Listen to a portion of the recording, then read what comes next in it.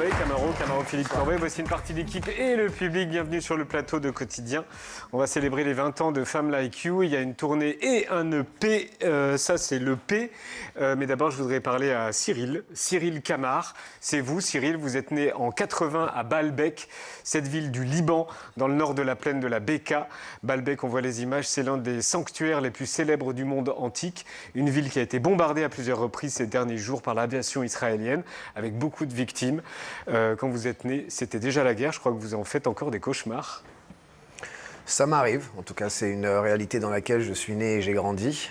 Et j'en parle dans le livre où j'ai expliqué un petit peu ma manière presque de vivre avec ces souvenirs et de vivre avec cette enfance qui a été assez difficile, mais qui en même temps a permis aussi de forger des liens de famille très forts et un caractère fort aussi. Donc j'en tire pas que du négatif. Mais c'est vrai que quand je vois ça aujourd'hui, c'est comme si j'avais eu une phase où j'avais appris moi à vivre avec la guerre et vivre avec mon passé. Et aujourd'hui, j'ai une espèce de retour. C'est très différent de voir la guerre quand on a vieilli, qu'on a des enfants et qu'on la voit à la télévision. Moi, je ne suis plus au Liban aujourd'hui. Et ça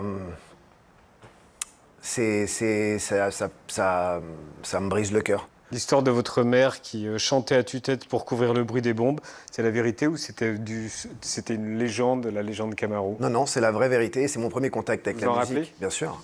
Bien sûr, elle chantait les grands classiques français, de Brel à Brassens.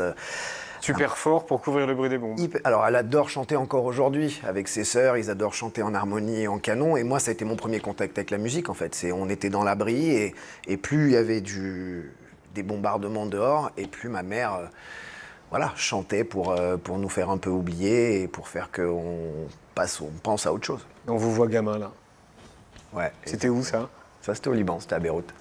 Philippe, c'est dur d'informer en temps de guerre et particulièrement d'informer sur cette guerre. On l'a vu ces derniers jours avec la polémique entre BFM et Rima Hassan qui vous reprochait d'être pro-israélien. Oui, elle nous reprochait d'être pro-israélien alors que nous avions diffusé 2 jours plus tôt une longue enquête faite avec des journalistes palestiniens à Gaza. Celle qui a été primée? Non, c'est même pas la même. C'est-à-dire que quelques jours plus tard, on a été primé. Vous avez fait plusieurs enquêtes sur Gaza. On a été primé pour un autre documentaire mené avec un journaliste palestinien qui travaille pour plusieurs publications, qui a eu d'autres prix, d'ailleurs, un prix Bayeux, qui est un prix des correspondants de guerre. Donc voilà, la même semaine où on diffuse une grande enquête sur Gaza et on est primé par le plus grand prix du journalisme de guerre pour un autre documentaire sur Gaza. Moi, j'ai trouvé ça dommage qu'une députée européenne profite de notre antenne. Nous l'avions invitée pour parler du Proche-Orient, profite de notre antenne pour dénoncer, pour dire des choses fausses, puisqu'en fait, on travaille. C'est difficile de travailler sur Gaza, vraiment difficile. Mais voilà, 2 exemples la même semaine de 2 documentaires qui étaient remarquables, et je vous invite à aller les voir sur la plateforme RMC BFM Play. C'est du travail difficile à faire, mais de travail formidable. Et quand il se passe ce genre de choses à l'antenne, est-ce qu'après il y a un coup de fil et puis il y a des discussions avec la LFI ou pas? Moi, j'ai pas eu de coup de fil après. J'ai pas eu de coup de fil avec LFI après, non. On va revenir sur des souvenirs plus radieux, Camaro. On est en 2004, vous avez 24 ans et la France entière a votre chanson en tête. Un chanteur qui fait un malheur depuis cet été, Cyril Camar, 24 ans, plus connu sous le nom de... Camaro.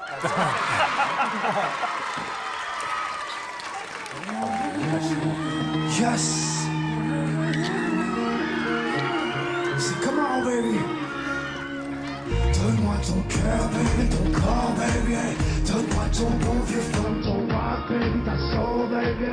Chante avec moi, je veux une femme like you. Pour m'emmener au bout du monde. Come on! Plus fort! Donne-moi ton cœur, baby, ton corps, baby. Donne-moi ton bon vieux fun, ton rock, baby, ta soul, baby. Chante avec moi, je veux. Comment vous avez vécu ce succès? Et comment vous expliquez que 20 ans après, c'est cool d'écouter Camaro? Alors, comment je l'ai vécu, c'était... À cette époque-là, on est en 2004. Ouais, en 2004-2005, c'était super, c'était incroyable. Je suis un peu surpris de tout ce qui se passe et je me dis, j'y vais, quoi. Je vis le truc et je m'amuse. Je suis un gamin, j'ai 24 ans et je trouve ça incroyable. Enfin, en fait, je vis le rêve, quoi. Le succès est tellement délirant qu'on raconte n'importe quoi sur vous. Hein. Vous êtes un baron de la drogue. Ouais, alors j'en ai entendu une nouvelle d'ailleurs. Alors c'est peut-être vrai. C'est peut-être vrai, hein, je sais pas. De toute façon, si ça l'était, je le dirais pas. Ah Mais, d'accord. non, mais hier, on m'a dit que j'étais un mania de l'aluminium. De l'aluminium. Voilà. C'est pas vrai non plus. Non, alors pour le D'accord. coup, rien n'est vrai. Mais, Non, en réalité, vous êtes quoi depuis?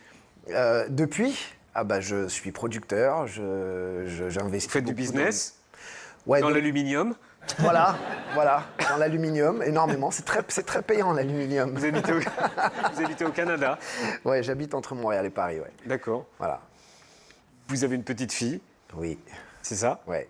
Et donc ça fait quoi pourquoi est-ce que vous pouvez nous dire pourquoi c'est cool d'écouter Camaro en 2024? Alors, je suis pas la bonne personne à qui il faut demander, mais... Alors dites-nous pourquoi, dès qu'on l'entend, tout le monde la connaît, toutes les générations la connaissent. En fait, je pense que c'est un titre qui a été fait avec beaucoup de sincérité et qu'à l'époque, quand c'est sorti, il y avait une espèce de décalage énorme avec le rap de l'époque qui était très underground et on s'attendait pas du tout. Moi, j'ai grandi avec ces codes parce que en Amérique du Nord, on avait les Outkast, les Black Eyed Peas, plein de groupes qui commençaient déjà à faire de la fusion entre de la pop, beaucoup de musique instrumentale, autre que des samples et le background hip-hop rap. Mais ici, beaucoup moins, et moi ça, je ne le savais pas. Du coup, moi, j'étais en train de faire ma tambouille en studio comme on le faisait en Amérique du Nord. Et donc, je pense que ça a fait un espèce de phénomène mi-rigolo, mi-populaire. Enfin, on ne savait pas trop dans quel cas, même moi, je ne savais pas trop dans quel cas j'étais juste en train de dérouler et je m'amusais, en fait, je profitais du moment. Et puis avec le temps, je pense qu'on s'est peut-être rendu compte qu'effectivement, j'avais mis mes tripes dans ce titre. On a été chercher des claviers vintage, des guitares rock qu'on n'avait jamais vraiment mis dans ce genre de titre. Et moi, je m'étais mis au défi justement d'essayer de faire du rap, en tout cas du flow sur un titre assez rapide et assez pop. Et je pense que le fait qu'on ait mis autant de sincérité avec le temps, ça fait que les gens l'ont peut-être ressenti. Et comme je me suis retiré quand même assez vite parce que j'ai eu le phénomène, le succès. L'aluminium, tout ça. Voilà, l'aluminium était beaucoup trop intéressant pour que... Voilà. Non, on peut le dire, vous avez fait un burn-out. Ouais, mais pas que. Le burn-out, ça a été la réaction physique, mais je pense que psychologiquement aussi, il y a des trucs qui m'ont... Enfin, j'étais pas vraiment... C'était contre nature pour moi. Je suis quelqu'un de plutôt réservé, j'aime mieux travailler dans l'ombre. J'ai toujours travaillé auprès de beaucoup d'artistes, musique, contemporain, enfin peu importe, mais j'ai toujours aimé... Vous avez produit Scheim. Ouais, j'ai produit Scheim et beaucoup d'artistes après. J'ai travaillé dans l'ombre, dans l'art contemporain. Enfin, j'ai fait pas mal de choses pour moi sans nécessairement aller défendre ou vendre ce que j'avais à faire. Et je me suis senti dans le besoin de revenir à ça après 3 ans, je pense, de cette espèce de boom de Camaro au début des années 2000. Et j'avais cette envie de retrouver un peu d'anonymat et de revenir de temps en temps parler de ce que j'étais en train de faire, mais que ce soit vraiment épisodique. Comme mardi soir au Casino de Paris. Ouais. Qu'est-ce qui s'est passé? Il s'est passé que j'ai retrouvé le public. Enfin, vous me posez une question à laquelle j'ai un peu de mal à répondre. J'ai aussi un peu de mal à répondre. Ce qui peut faire que je puisse monter sur scène. Vous savez, aujourd'hui, tout le monde le sait que les artistes doivent occuper le terrain, ils doivent rester là, ils doivent être en actu, ils doivent être hyper actifs sur les réseaux sociaux, etc. Et la sentence, entre guillemets, quand on ne l'est pas, elle est assez difficile parce que le public, on perd le public très vite. Ou du moins même l'intérêt des professionnels. Quand nos attachés de presse appellent, ce soit un journaliste ou une émission de télé, en disant « Tiens, est-ce que tu le recevrais bien ?» Le mec ne sait même plus qui c'est.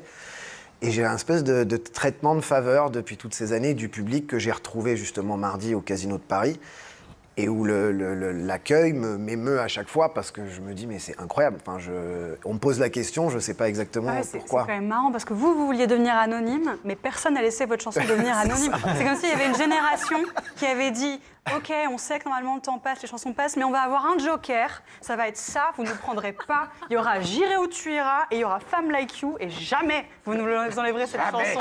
Jamais.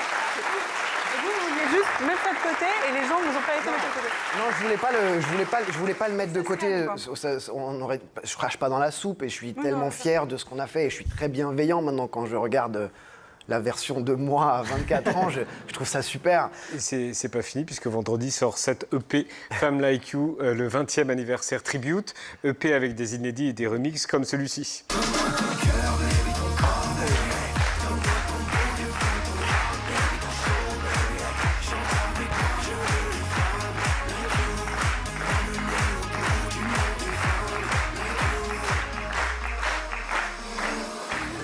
retrouve Scheim, dont vous avez produit les premiers albums, avec une reprise en duo d'Histoire de Love, c'est ça? Ouais.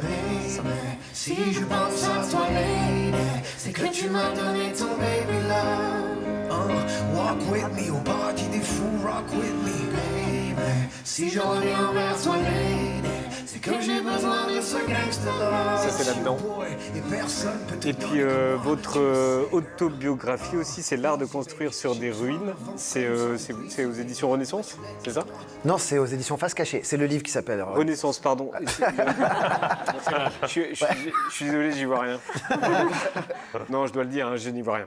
Voilà. Donc Renaissance aux éditions Face Cachée. Et puis on jette un œil sur la tournée qui s'achèvera au Kazakhstan le 10 décembre. Là, j'ai bien vu, c'est au Kazakhstan que ça se termine. Ouais.